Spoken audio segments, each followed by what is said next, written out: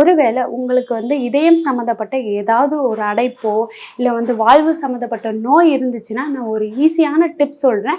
அந்த வாழ்வியல் மாற்றத்துக்கு இதுவும் ரொம்ப யூஸ்ஃபுல்லாக இருக்கும். என்ன டிப்ஸ்ன்னு பார்த்தீங்கன்னா, காலையில் எந்திரிச்ச உடனே நம்ம ஆயில் புல்லிங் பண்ணினதுக்கப்புறம் நம்ம ஃபர்ஸ்ட் ட்ரிங்க்னு சொல்லுவோம் இல்லையா, நம்ம டீ காஃபி குடிக்கிறதுக்கு பதிலாக நான் சொல்கிற இந்த ஒரு ஜூஸ் நீங்கள் டெய்லியும் ரெகுலராக 48 டேஸ்லேருந்து 90 டேஸ் பயன்படுத்திட்டு வாங்க. ஃபர்ஸ்ட் விஷயம் என்னன்னு பார்த்தீங்கன்னா அருகம்புல் ஜூஸ்.